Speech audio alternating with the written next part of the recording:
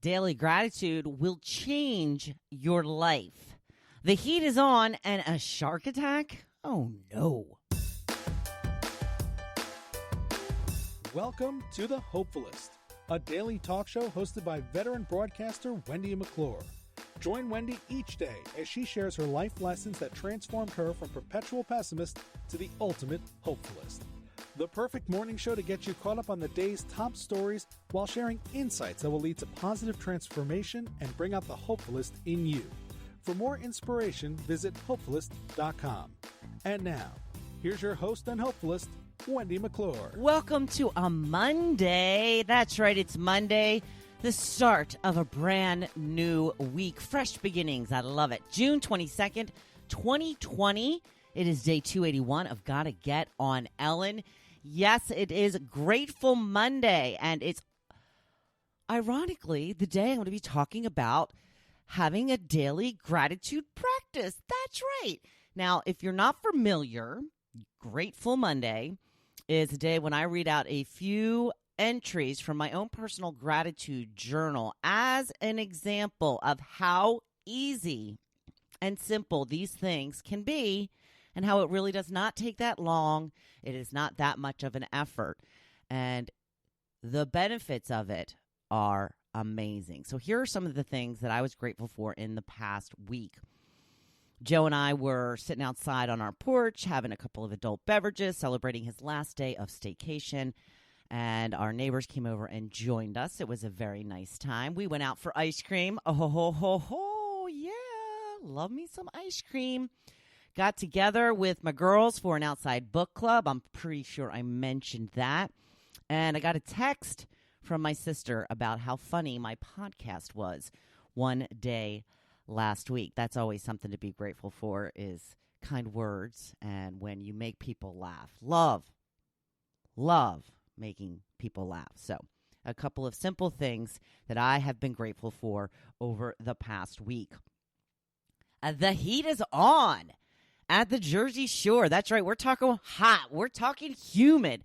We're talking a chance of showers every day because that's what happens when it's this humid. I love it. Now, it was a little warm over the weekend. Saturday, the humidity started building, and I spent a lot of time hanging out in the yard, catching some rays, reading a very large, a very heavy book. I am reading The Pillars of the Earth. It is not a new book. It has been around for a very long time. I have never read it before. My neighbor gave me a copy of the actual physical book. And now I remember why I love my Kindle so much. It's a heavy book. It's like 1,000 pages. And it's bulky. And I mean, it's just a pain in the butt. So I went on Kindle. I thought maybe I'll just buy it on Kindle. No, it's $10. I'm not spending $10 when I have a free copy in my hand. Ugh. It's a good book, though. Good book. Very popular. I think it's won some prizes. It was one of Oprah's book club choices. It is a very interesting book. It was something that I did not think I would be interested in. However, I'm on page like 250 or something already. So, and that's after like 2 or 3 days. And I didn't really read much yesterday. Yesterday, I was actually doing stuff. I went out for a kayak ride with my neighbor from across the street. We kayaked all the way to the LBI bridge. I thought it was going to be too far. He's like, do you want to go out to the bridge? I'm like, oh, that's way too far. He goes, no. It really only took me about an hour last time. Hour there and back. I'm like, no. He's like, yeah. So I'm like, all right, let's give it a go. Yeah, he was right. It was a little bit longer than an hour, but much shorter than I anticipated. And it was kind of cool. We got some pictures underneath the bridge.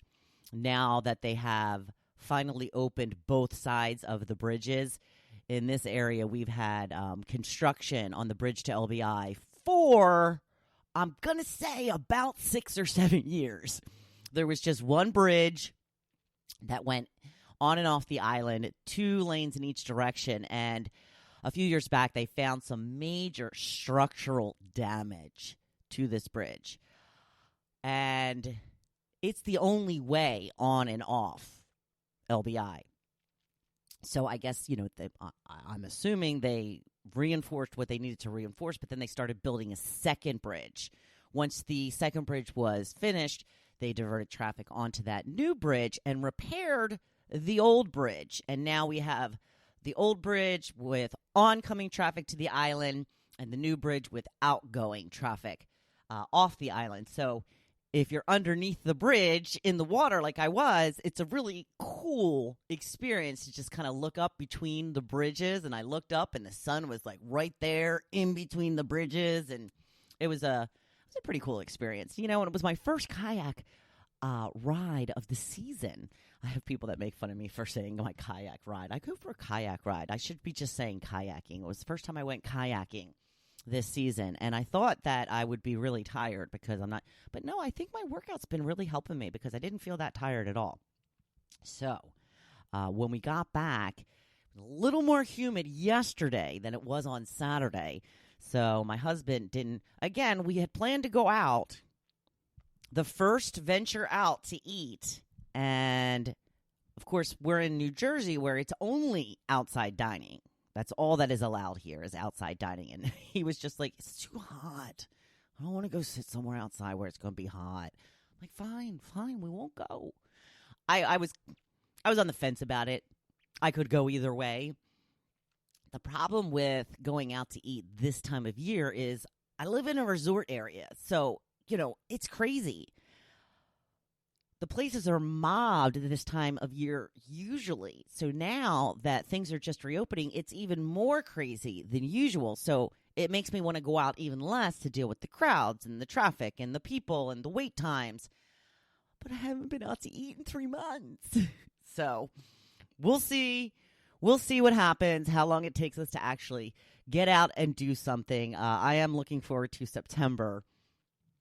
That is when we locals get to really enjoy our little town with less crowds. I don't mind the crowds for the most part. I just don't like sitting in traffic and waiting forever to get in somewhere. Those are my two issues. When it comes to anything, come on down. Come on down. We do not own this area. I welcome anybody to come and enjoy all of the blessings that we get to live with on a daily basis. I certainly didn't grow up here. I wasn't born here. I don't own this area. If you're smart, you'll be like me and you'll move here. That's what I did. So, tourists, please come down. Just don't make me wait too long to get something to eat. I'm hungry. Speaking of resort areas, we go to the Outer Banks pretty often. Not every year, but often. We have a trip planned for this October, and I just saw on the news there was a shark attack in the Outer Banks over the weekend.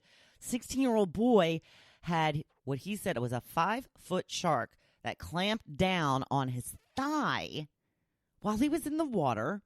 He said he was trying to get the shark off, open up its jaws, and the shark just refused to budge, would not open its mouth. He said the shark finally let go when his father hit him with something on his nose. And that's when he finally let go and swam away. The boy needed about 16 stitches. Scary. I don't really go in the water that deep unless I'm in my kayak. And there's not a lot of sharks in the bay. I don't really kayak other than in the bay area. And the bay is kind of too small of an area for a shark, thank goodness. But yeah, it's kind of scary, right? Jaws. Oh my goodness. And the wildlife's been kind of crazy because there has not been a lot of activity with the quarantine the last couple of months. We've seen a lot of bears roaming around. There was a bear in my neighborhood. Bear in my neighborhood? That's kind of crazy. Something you really just don't see around here. And they've been saying how we've been seeing a lot of whale activity in the water, along with more dolphins and I guess more sharks too, because there's just not been a lot of activity. I think that more people are venturing out and we'll be doing a little bit more splashing in the water. So maybe Maybe we won't be seeing the whales like we had been. I was never that lucky to see a whale. I've never seen a whale in real life. I went on a whale watching expedition once when I was up in Boston, and nope, I didn't see anything. What are you going to do? I guess they were sleepy that morning. So if you're going to go out into the water, be careful. I wanted to talk about writing today about certain topics because, as you know, from the little intro, I'm going to be talking about gratitude journaling because we are focusing on gratitude for the next couple of weeks. This is week 3 now of gratitude that we are focusing on. So I wanted to know, do you prefer to type out on a screen, write on a screen with like a stylus, or old school pen and paper? Kate says pen and paper, but then I forget to bring it with me. LOL. Yeah, like writing out your grocery list, and then you're like, oh, I left it on the counter. Connie says pen and paper. Michelle says pen and paper. Marcy says typing is so much faster. And Lynn says, I agree with Marcy, typing is faster. There is no doubt about that. Typing is way faster than writing. But there's still just something about pen to paper that I love. And they have said, and who they are is, you know, the people who know this stuff, that it becomes a little more ingrained when you are actually writing it down on paper. When I was in school, and I just recently went back to take a couple of courses that I needed to get tested on. I was in the insurance field very briefly, and I needed to get licensed, so I had to take a course and a test. And the way that I studied this time around is I just went through my books, I highlighted what I thought was important, and then I would write them out. I would write down everything that I had highlighted to kind of just ingrain it in my brain. So I guess it worked because I passed. I never found out like how I really did on the test. It was one of those state monitored tests. You just get a pass or a fail. I think so anyway. It was a while ago, so I don't really remember at this point. But there is something about writing it down that I think is just a little more powerful. But yeah, typing is definitely the faster route. And when I'm, you know, doing my blog posts or writing an article or, you know, something like that, I always am typing it on my computer. But even with like doing outlining speeches and such, I will often write it out first and then type it because I seem to flow better when I write. Just seems to flow better. I don't know. I guess it depends on what I'm doing. So on to the blog post for the day. I'm going to talk about daily gratitude. And of course, that means having a gratitude journal. Now, if you've spent some time with me, you know what I'm about to say. But indulge me a little here because I love you most. I always tell you this. I love you most. I know who you are. And I will always love you most. But I started doing a gratitude journal many years ago when Oprah started touting it because, you know, if Oprah says to do it, I usually do it. And I really didn't get much out of it after doing it for a number of years. I mean, seriously. Then I realized I was doing it all wrong. If you are going to put the effort into a daily habit, you may as well do it right. Here is what I was doing wrong. I was treating it as a chore. I hated doing it, and therefore, it didn't do much for me. I would get to the end of the day, realize I still hadn't done it, so I'd write down anything just to get it done. I would write down silly things like, oh, the dishes are done. Oh, the gratitude journal's getting done. You know, that's okay if you're truly grateful that the dishes are done, but there are much better things to be grateful for, not discounting the fact that, you know, maybe it was a big, huge meal. And once you finally got those bad boys done, you're like, oh, thank God that's over. That's perfectly fine, but that's not how I was doing it. Here's what I finally realized. You have to feel the gratitude while you are writing down your list. And it's not that hard. I believe keeping a gratitude journal is threefold. Not only does it set you up to look for more things to be grateful for throughout your day, but you also get to relive those grateful moments while you are writing them down. Now, for example, when I write down that I'm grateful that Tucker had so much fun on our walk today, I will remember her excitement at seeing the leash, her rushing to the door to get out there, and the way her ears fly back as she charges down the street. It brings another smile to my face to remember it. And lastly, it can literally change the way you think about your life. I'm sorry if you've heard this story before, but I love the example. I was folding my husband's laundry one day, his many T-shirts, rumbling over how much I hate folding clothes. And suddenly it dawned on me that I didn't have to fold my husband's T-shirts. I get to. If I wasn't married to this man, putting me in the position to fold his T-shirts, and now, I don't have to fold his T-shirts. He would fold his own T-shirts, but I choose to do it. If I weren't folding his T-shirts, I wouldn't get all the many benefits of being married to him. I'm sure you know, he makes my coffee first thing every morning. Even when he's going to work, he pushes that button before he walks out the door. So I have a hot, fresh cup waiting for me when I emerge from the bedroom. So I'm now grateful I get to wash this amazing man's shirts. I still don't necessarily like it, but I would much rather fold his shirts than not have him in my life. It is the very least I can do for him, really.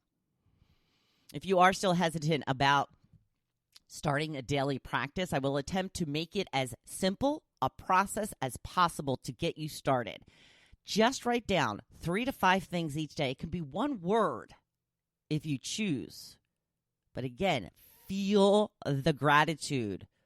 What were you grateful for about that one word? Go back over the last 24 hours to look for things to write down. You can write big things or little things, but you can't repeat things often. That is the trick. The point is to set your day up looking for more things to be grateful for, because when you look, you will find it. It will seem tough at first, as anything new does, but don't let that deter you. This is why I read my own entries for you every week so you can see how simple it can be. But if you are really struggling, give yourself 5 minutes. Set a timer, 5 minutes to come up with just 3 things. If you can't, then you know what? Off the hook. Off the hook until the next day. Is 5 minutes a day too much to give to increase your overall happiness? I hope not.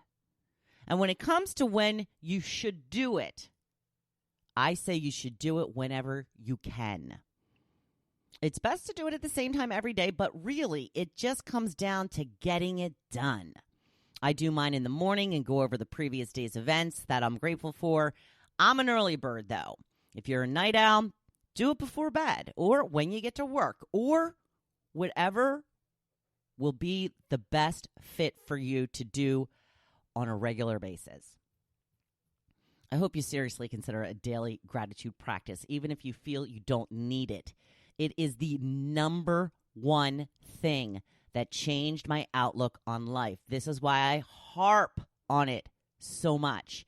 It is so powerful when it is done right. So I really, truly hope you give it a chance. Oh, it is a Monday. It's my favorite day of the week. After Friday, Saturday, and Sunday, it's a brand new week full of possibilities and opportunities. Now go make the most of them while being your badass self. And as always, I'm cheering you on. Thank you for listening to The Hopefulist, hosted by Wendy McClure. For more inspiration, please visit Hopefulist.com. Thanks, and we'll see you tomorrow on The Hopefulist. And I'm grateful for all of you listening to me each day. Thank you.